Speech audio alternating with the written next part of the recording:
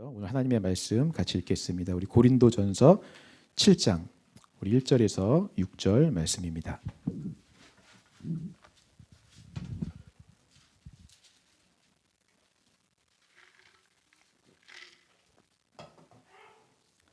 네, 우리 한 절씩 같이 교독하도록 하겠습니다. 너희가 쓴 문제에 대하여 말하면 남자가 여자를 가까이 아니함이 좋으나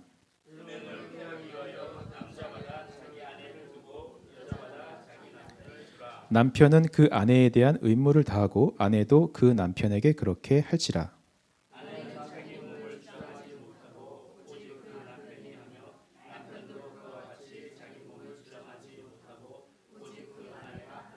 서로 분방하지 말라. 다만 기도할 틈을 얻기 위하여 합의상 얼마 동안은 하되 다시 합하라. 이는 너희가 절제 못함으로 말미암아 사탄이 너희를 시험하지 못하게 하려 함이라. 함께 읽겠습니다. 시작.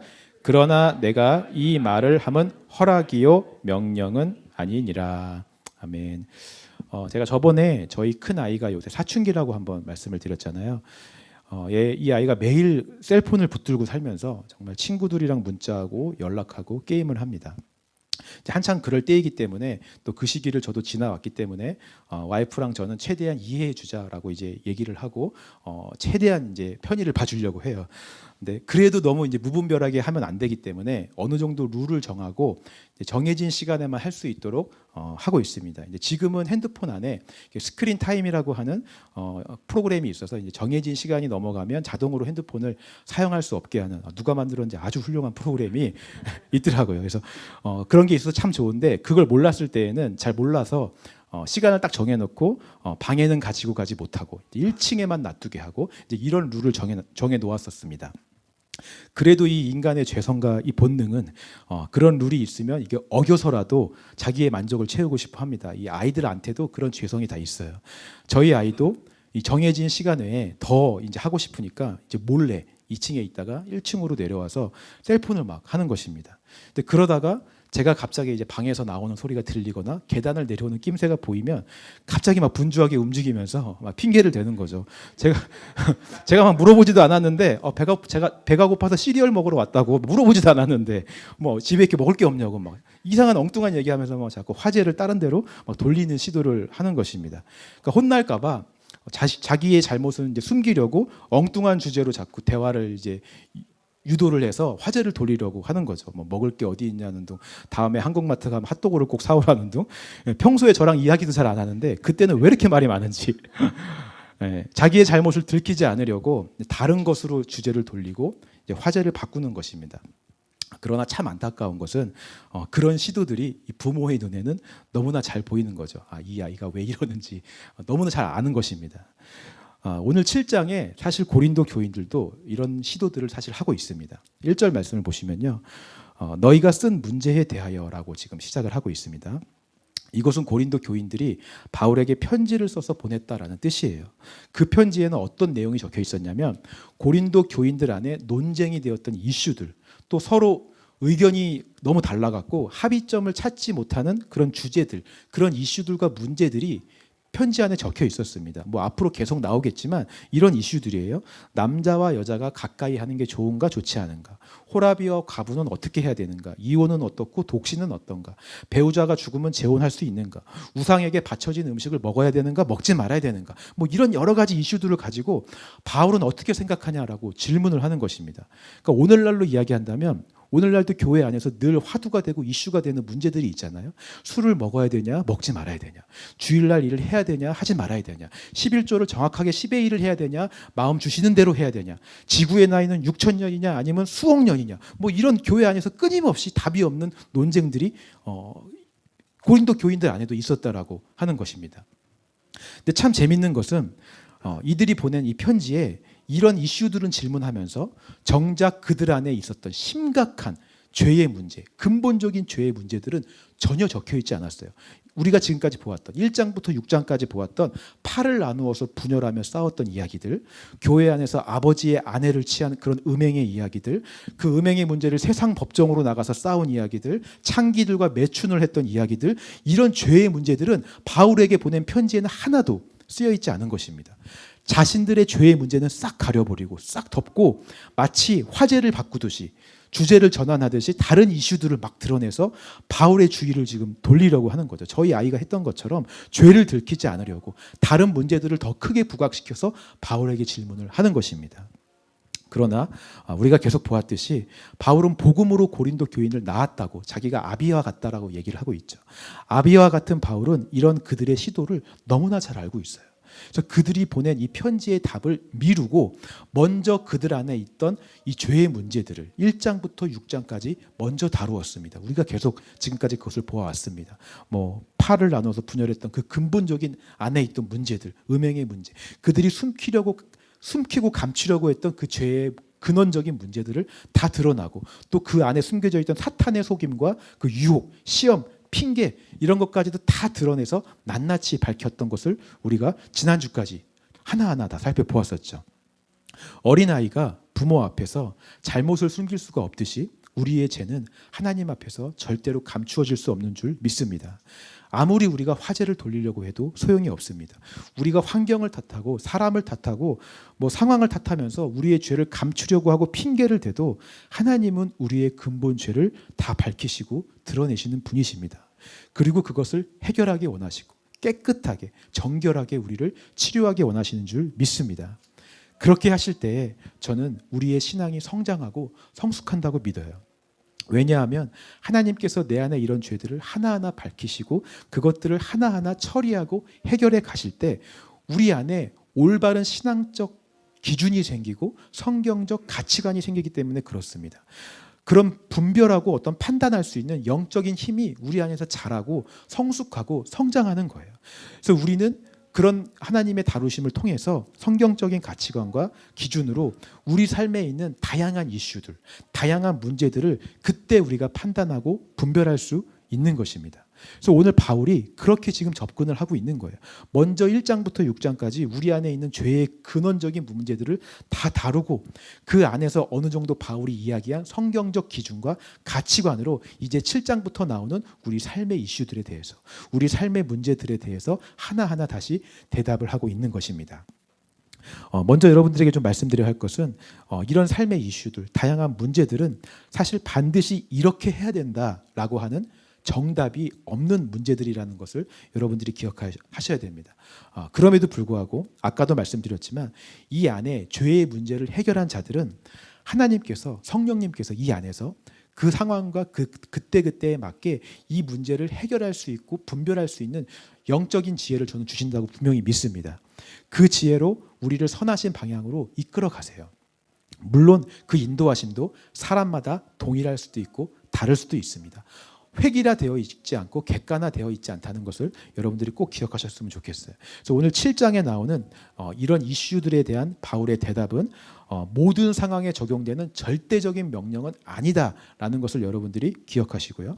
그 당시 문화와 배경 안에서 그 당시에 성령님께서 주신 지혜로 한 가지 상황, 이 사람들이 질문한 그 한 가지 상황에 대해서 성령님이 주시는 지혜로 바울이 답변을 한 것이라고 여러분들이 아셔야 됩니다. 그래서 이것을 적용하실 때도 문자 그대로 적용을 하시는 게 아니라 오늘 이 시대를 사는 우리가 우리 안에 있는 성령님이 이 말씀을 우리에게 어떻게 적용하기를 원하시는지 영적인 힘과 지혜로 분별하시면서 예민하게 깨달으시면서 여러분들이 적용을 하셔야 돼요. 이걸 생각하시면서 다시 한번 이제 1절 말씀부터 들어가 보도록 하겠습니다. 1절 같이 읽겠습니다. 시작.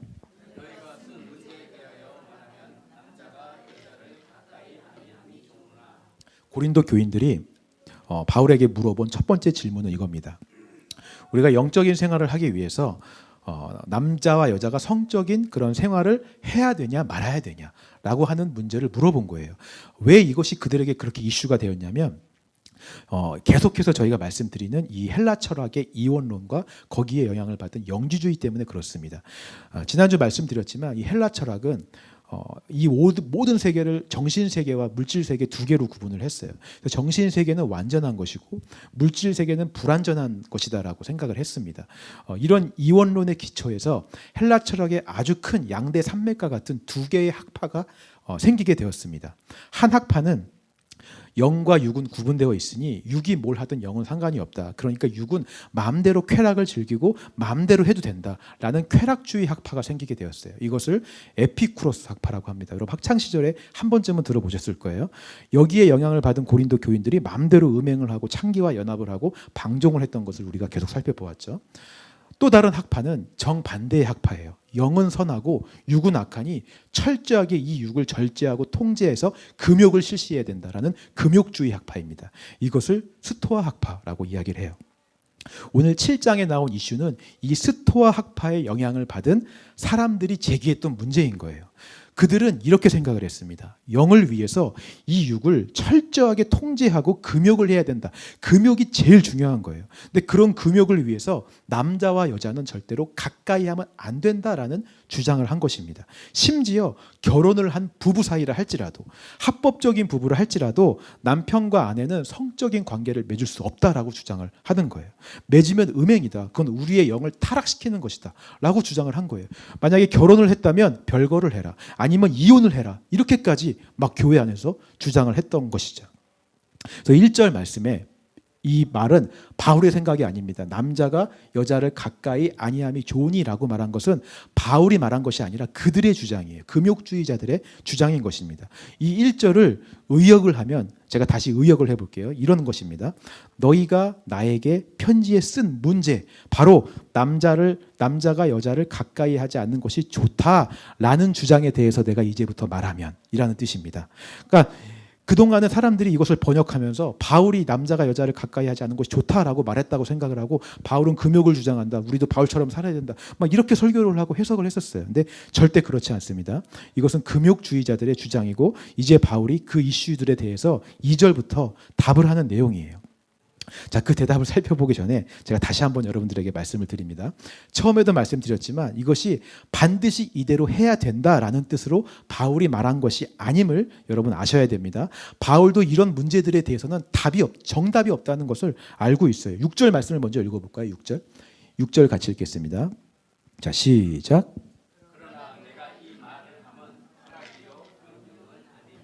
절대적인 명령이 아니라는 거죠. 너희들도 반드시 순종하고 여기에 복종해야 될 이게 절대적인 진리는 아니라는 거예요. 그 안에 성령님이 주시는 대로 그 지혜대로 순종하며 따라가라라고 바울이 말하는 것입니다. 그래서 우리가 중요한 것은 여기서 바울의 어떤 대답에서 우리가 절대적인 명령을 찾아내서 이것을 문자 그대로 내 삶에 막 적용하고 순종하려고 복종하려고 애쓰는 것이 아니라 바울이 왜 이렇게 이야기했는지에 대한 의도를 우리가 찾아내고요. 그 안에 담겨있는 바울이 말하는 복음의 원리를 찾는 것이 훨씬 중요한 줄 믿습니다. 그리고 그 의도와 원리를 우리 삶에 적용을 해야 되는 거예요. 2절을 이제 보겠습니다. 2절 같이 읽겠습니다. 2절 시작.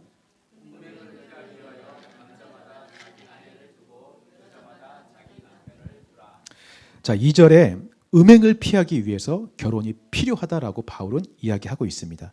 즉 죄를 짓지 않기 위해 결혼해야 된다라고 얘기하는 거예요. 좀 더 나아가면 거룩하기 위해서 너희가 결혼을 해라라고 지금 바울이 이야기하는 것입니다. 바울이 이렇게 말한 이유는 결혼 생활의 목적이 성적인 만족만을 위해 있다고 생각하지 않기 때문에 그래요. 결혼의 목적은 상대방을 통하여 나의 만족을 채우는 데 있지 않습니다. 오히려 상대방을 통해서 내 안의 만족을 채우기 원하는 이 자아를 처리하는 데 결혼의 목적이 있어요.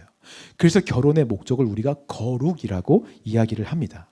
즉 거룩하기 위해서, 죄를 짓지 않기 위해서 우리가 결혼하는 것입니다. 결혼을 통해서 우리는 음행이라는 죄를 피할 수 있어요. 늘 나를 만족시키기 위해서 자기를 주장하는 이 자아의 성적인 욕구를 결혼이라는 합법적인 관계를 통해서 하나님이 정해주신 사람과의 관계를 통해서만 만족하는 법을 배우는 것입니다. 무분별한 욕구들은 내려놓는 훈련을 하고 그것들을 처리하는 훈련을 결혼을 통해서 할 수 있다라고 하는 것입니다. 3절 4절도 읽어볼까요? 3절 4절 시작.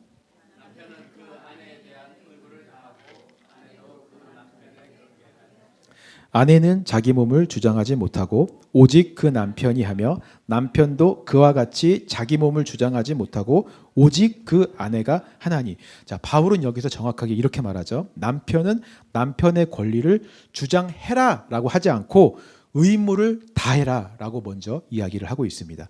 내 자아의 만족을 채우기 위해서 내 권리를 먼저 주장하는 것이 아니라 자아의 내려놓음과 이 자아의 처리를 위해서 의무를 다하라 라고 바울이 이야기를 하고 있는 것입니다. 여러분, 이것이 거룩을 향해 나아가는 바울의 결혼 생활의 가장 기본적인 원리인 것입니다. 내 자아를 처리하기 위해, 거룩하기 위해 내 자아를 처리하는 거, 내려놓는 거예요. 죄짓지 않기 위해 결혼 생활을 하는 것입니다. 제가 청년들이 이제 연애를 하다가 이제 주례를 부탁하러 저에게 오거나 이제 결혼을 하게 될 때, 결혼을 한다고 찾아올 때 제가 그 청년들에게 꼭 해주는 이야기가 있습니다. 결혼의 목적은 거룩이다. 만약 너희가 지금 서로 행복하려고 결혼하는 것이라면 다시 한번 생각해봐라. 제가 이렇게 꼭 얘기를 해줘요. 행복이 결혼의 목적이 되면 결혼 생활하다가 조금만 행복하지 않다고 느껴지고 조금만 내가 불행하다고 느껴지면 아, 나 잘못 결혼했나 보다. 난 실패했다. 행복을 원하는 내 자아의 만족이 채워지지 않기 때문에 이 결혼 생활은 잘못된 것이라고 우리가 생각하기 쉽기 때문에 그렇습니다.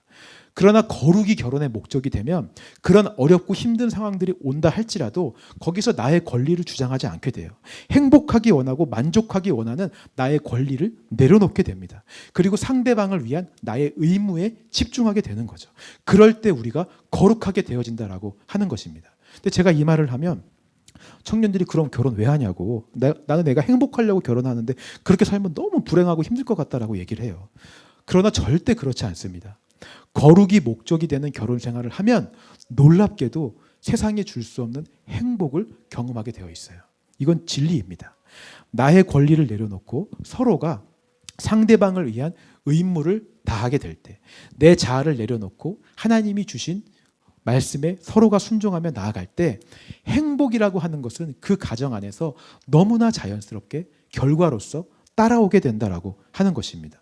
그래서 행복은 결혼 생활의 결과예요. 목적이 아닙니다. 거룩을 목적으로 할 때 결과로서 따라오는 것이 바로 행복이다라고 하는 것입니다. 근데 이 결과인 행복을 결혼의 목적으로 두고 행복하기 위해서만 결혼 생활을 하게 되면 계속해서 우리는 서로가 내 만족을 채우라고 자기의 권리를 주장하게 되고 싸우고 분쟁하게 되는 것입니다. 거룩을 목적으로 할 때 행복이 결과로 따라오게 된다라고 하는 것을 여러분 믿으시기 바랍니다.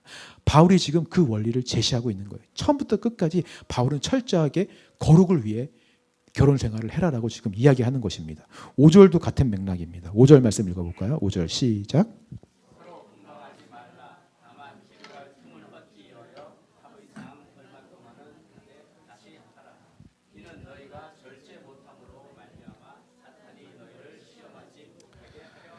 자, 이 금욕주의자 사람들은 이렇게 주장을 했습니다. 나의 신앙과 나의 영성을 위해서 합방도 하면 안 되고 기도만 해야 된다라고 생각을 했었어요. 그러니까 오늘날도 이런 생각을 가지신 분들이 있을 수도 있습니다. 약간 종교 행위와 율법적인 생활에 열심이신 분들, 종교적 열심으로 인해서 이게 정말 신앙과 믿음을 위한 것이 아니라 이렇게 해야지만 만족이 되는 분들이 있어요. 하루라도 새벽 예배 빠지면 뭔가 큰일이 날 것 같고, 내가 항상 기도 1시간씩 하는데 1시간 못하면 약간 찝찝함을 느끼고 뭔가 하나님께서 벌 주실 것 같고, 그렇게 율법 생활과 종교 생활에 딱 묶여 있는 분들, 그러니까 이런 거를 자기가 할 때는 누구도 방해하면 안 돼요. 자기가 그런 신앙생활을 자기 만족을 채울 때까지 이거를 하는 동안 옆에서 가족이 방해를 한다거나 누군가 내 시간을 침범하면 막 무섭게 화를 내고 난리를 치는 것입니다. 이것도 자기 의로 만들어진 기준과 만족을 채우기 위해 내 권리를 자꾸 주장하는 거예요. 때로는 가정을 다 내팽개치고 교회 일에 막 목숨을 거는 분들도 있어요. 그런 마음으로는 분방하지 말아라 라고 지금 바울이 이야기를 하는 것입니다. 또 다른 자아의 만족이 되기 때문에 그래요. 내 자아가 이만큼 했다, 난 이 정도 해야 된다, 그러니 너희들도 다 나한테 맞추어라 라고 자기의 권리를 주장하며 자기 만족을 채우는 행동이기 때문에 그런 마음으로는 분방하지 말아라 라고 바울은 얘기하는 것입니다. 근데 그럼에도 불구하고 이런 방법이 아니면 도저히 기도할 수 없는 분들이 있을 수 있습니다. 상황과 형편 때문에, 육체적인 연약함 때문에, 정신적인 연약함 때문에 이렇게 시간을 정해놓고 어디 기도원을 가서 기도하지 않으면 기도가 되지 않고 마음을 잡을 수가 없고 자꾸 딴 생각이 나서 외부의 통제와 어떤 의도적인 힘이 필요한 분들이 있을 수 있는 거죠. 진짜 그런 사람이 있다면, 바울은 정 그렇다면 그런 사람들은 합의하에 얼마 동안만 기도하기 위해 분방해라. 그리고 그 이후에는 사탄이 시험하지 못하도록 다시 합하라. 자, 오늘날로 적용을 한다면 내가 기도원 가서 일주일 동안 기도를 하고 싶어요. 그렇게 기도 안 하면 안 될 것 같아요. 못 살겠는 거예요. 근데 그렇게 일주일 동안 기도원 들어가려면 아내와 내 남편과 내 가족들은 다 밥도 알아서 먹어야 되고 학교도 알아서 가야 되는 거예요. 근데 기도원 안 가면 도저히 안 될 것 같고. 그래서 나의 어떤 이것을 해결하기 위해서 이것은 하나님의 뜻이니 난 갔다 오겠소. 날 말리지 마시오. 하나님이 분명 좋은 것을 줄 것이고 이것도 우리 가족에게 좋은 것이오. 그러니까 믿으시오. 막 이러면서 일방적으로 통보하고 내 권리를 주장하면서 기도원 가는 것이 아니라 정 그렇다면, 그런 마음이라면 가족들과 합의를 한 다음에 모두에게 다 그렇다라고 사인을 받고 가라고 지금 얘기를 하는 것입니다. 자, 바울의 원리는 이렇게 하라는 게 아니고 여기서도 내가 결코 다른 가정의 다른 구성원들을 내 마음대로 주장할 수 없다라는 것을 말하는 거예요. 나의 권리를 내세우지 못한다라는 것을 계속 이야기하는 것입니다. 내 자아의 만족을 채우기 위해 다른 사람들을 강요하지 못하게 하는 거죠. 계속 이 자아를 처리하는 거룩의 원리에 대해서 지금 바울이 이야기하고 있는 것입니다. 바울은 어떠한 경우에라도 거룩한 가정이 이 죄에 의해서 또 사탄의 시험에 의해서 자기의 만족을 채우는 관계가 되는 것을 원치 않습니다. 그래서 가정이 깨어지고 무너지는 것을 원치 않아요. 오늘 저와 여러분들의 가정도 마찬가지입니다. 사탄은 계속해서 이 가정을 깨트리기 위해서 우리를 유혹해요. 내 자아를 만족시키라. 너 행복하게 원하잖아. 너 이거 원하잖아. 저 사람이 이렇게 해줬으면 좋겠잖아. 자꾸 이 자아의 만족을 채우라고 끊임없이 속삭여요. 내가 주장할 권리에 대해서만 집중하게 만들어요. 저 사람이 나를 만족시켜주지 않아. 자기 의무를 다하지 않아. 내 남편이, 내 아이들이 내 말대로 하지 않아. 그러니 다 저 사람들 잘못이야. 이렇게 만들어요. 그러나 바울이 오늘 말하는 원리는 정반대입니다. 내 자아를 내려놓기 위해 내 권리 대신 내 의무를 다하라고 하는 거예요. 나를 내려놓고 예수 그리스도께서 주신 말씀에 순종하고 예수가 살아날 수 있도록 그렇게 거룩을 위해 결혼 생활을 하라라고 바울은 말하는 것입니다. 그렇게 내가 죽을 때 예수 그리스도가 살아나고 예수님으로 인해 우리는 거룩한 가정, 그리고 그 가정에 오는 하늘나라의 행복을 우리가 경험할 수 있기 때문인 줄 믿습니다. 저는 지난주에도 말씀을 드렸지만 여러분들이 가정 안에서 실제적으로 여러분들의 권리를 주장하지 못하도록 만드는 그런 의도적인 룰과 장치를 만드시는 것을 저는 추천드립니다. 그러니까 내 육을 처복종시킬 수 있는, 내 자아의 권리를 완전히 내려놓을 수 있는 의도적인 힘, 외부의 이런 장치 같은 그런 룰을 하나쯤 만드시는 게 좋다는 것을 저는 추천드려요. 어떤 부부는 이제 이렇게 룰을 정했더라고요. 오늘 만약에 싸웠다 할지라도 하루가 넘어가기 전에 화해를 한다. 반드시 화해를 한다. 이걸 룰을 정해놓은 거예요. 근데 하루가 지나기 전에 화해를 하기가 얼마나 힘들어요. 화해를 하려면 내 자아의 이 권리를 다 내려놔야 되는 거예요. 다 포기해야 되는 거예요. 내 자아의 권리를 주장하면 한 달 동안은 말 안 하고 싶어요. 한 달 동안은 저 얼굴 쳐다보기도 싫은데 이걸 내려놓고 화해하기로 결정하는 거죠. 이런 의도적인 룰을 정해놓는 것입니다. 저도 하나 있어요. 저 같은 경우는 저희 와이프와 아무리 제가 싸우고 관계가 안 좋아도 무조건 한 침대에서 자는 것이 제가 정한 룰입니다. 저희 집 룰이에요. 그러니까 요새는 이제 많은 분들이 침대도 2개를 놓고 또 이불도 따로 덮고 아예 각방을 쓰시는 분들도 많이 계시잖아요.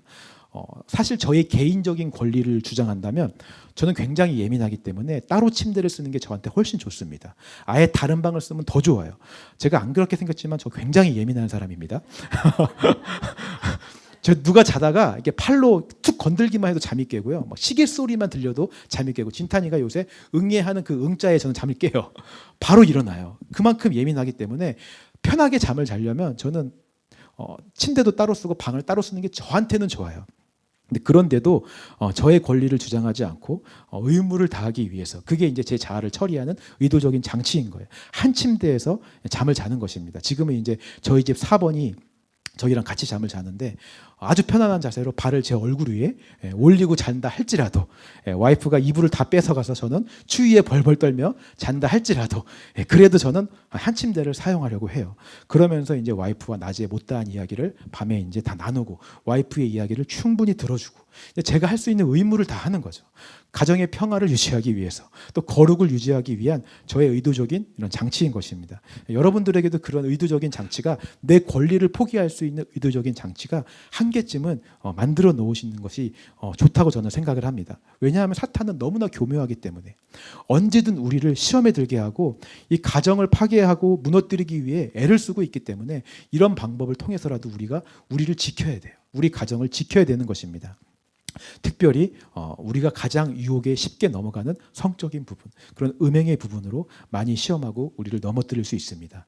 그럴 때 내 자아의 만족을 위한다고 내 권리를 주장하는 것이 아니라 내 자아를 처리하고 내 의무를 다하며 그렇게 거룩을 위해 결혼 생활을 하시고 우리의 가정을 지켜나가시는 저와 여러분들이 되시기를 주님의 이름으로 축원합니다.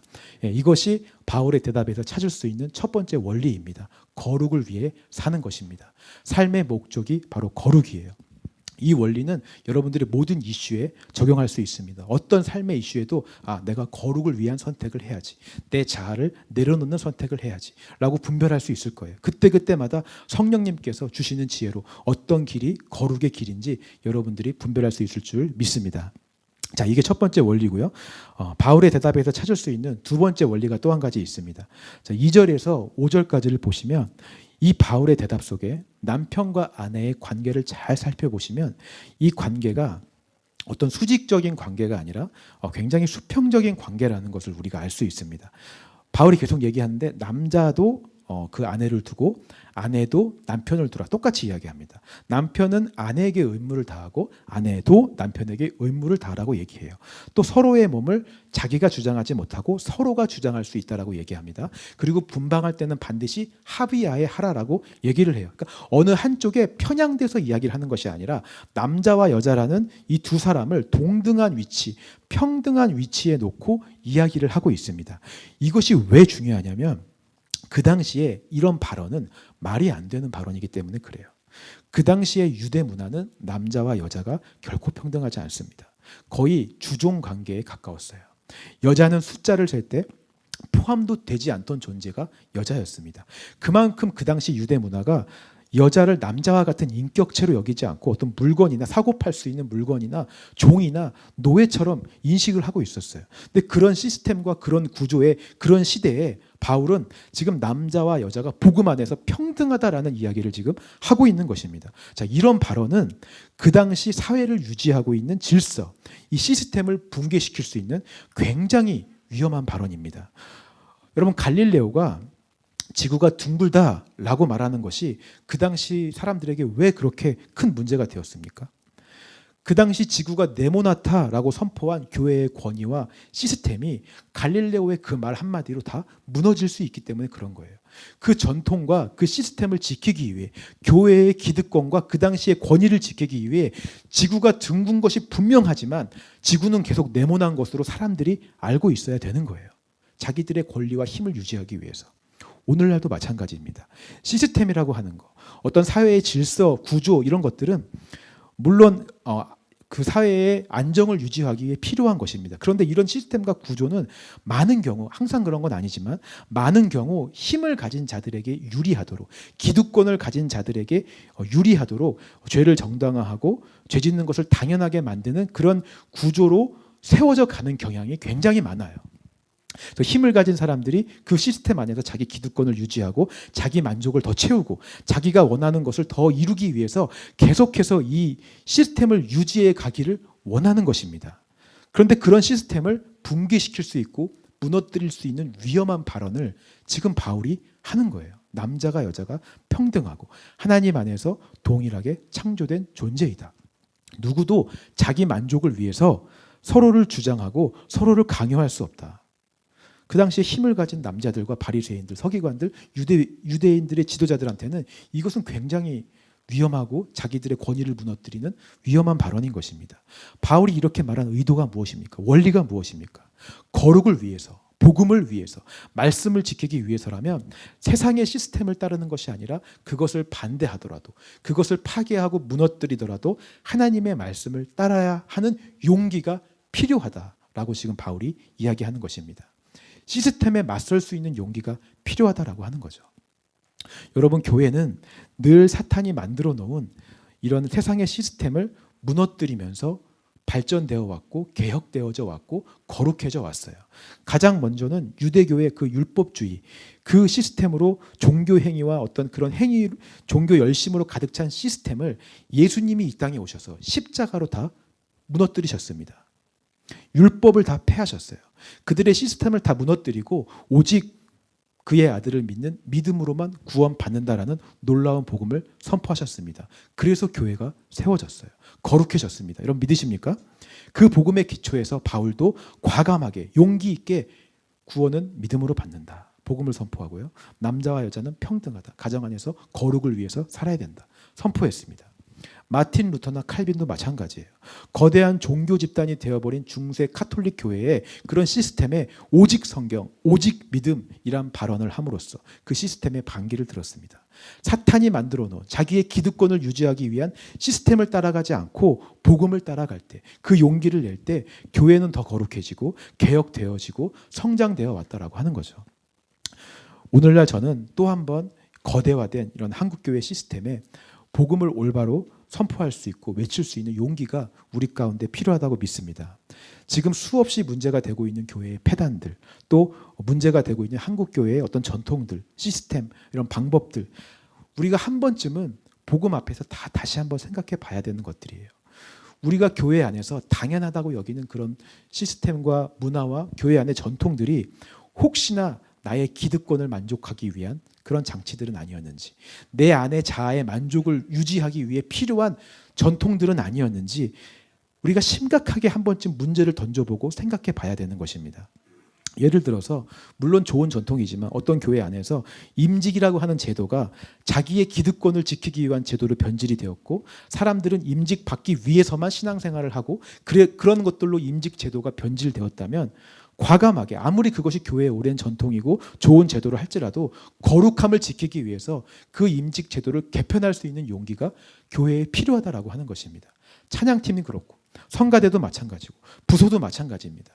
각각의 부서가 소수의 힘을 가진 자들의 기득권을 만족시키고 내 욕구를 채우기 위한 것들로 변질되었다면 과감하게 개편할 수 있고 소리를 낼 수 있는 용기가 필요하다라고 하는 거예요. 이 모든 것들은 내 만족을 채우기 위해 하는 것이 아니라 거룩을 위해 하는 것입니다. 바울은 지금 그 원리를 제시하는 거예요. 가정도 마찬가지입니다. 세상은 점점 더 가정을 거룩하지 못하도록 무너뜨리고 깨트리려고 하고 있어요.